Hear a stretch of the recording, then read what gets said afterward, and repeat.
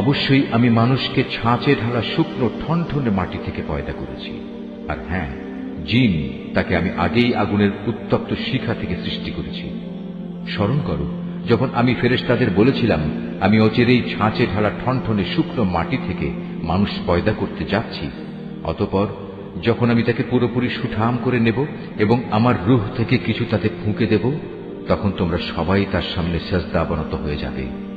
অতঃপর আল্লাহর আদেশে ফেরেশতারা সবাই সেজদা করল, একমাত্র ইবলিস ছাড়া। সে সেজদাকারীদের দলভুক্ত হতে অস্বীকার করল। আল্লাহ তাআলা বললেন, তোমার কি হলো, তুমি যে সেজদাকারীদের দলে শামিল হলে না? সে বলল, হে আল্লাহ, আমি কখনো এমন মানুষের জন্য সেজদা করতে পারি না যাকে তুমি ছাঁচে ঢালা শুকনো ঠনঠনে মাটি থেকে বানিয়েছ। আল্লাহ তাআলা বললেন, তাই যদি বলো তাহলে তুমি এক্ষুনি এখান থেকে বেরিয়ে যাও, কেননা আজ থেকে তুমি অভিশপ্ত। হিসাব নিকাশের দিন পর্যন্ত তোমার উপর অভিশাপ। সে বলল, হে মালিক, তাহলে তুমিও আমাকে সেদিন পর্যন্ত অবকাশ দাও যেদিন সবাইকে পুনরায় জীবিত করা হবে। আল্লাহ তাআলা বললেন, হ্যাঁ, যাও। যাদের এ অবকাশ দেয়া হয়েছে তুমিও তাদের অন্তর্ভুক্ত হলে। এ অবকাশ সুনির্দিষ্ট সময় আসার দিন পর্যন্ত।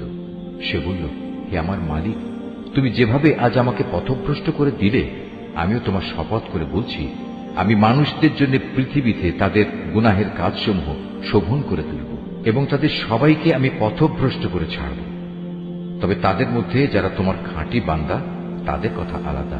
আল্লাহ তাআলা বললেন, পরীক্ষা নিরীক্ষার মাধ্যমে এটাই আমার কাছ পর্যন্ত পৌঁছানোর সহজ সরল পথ।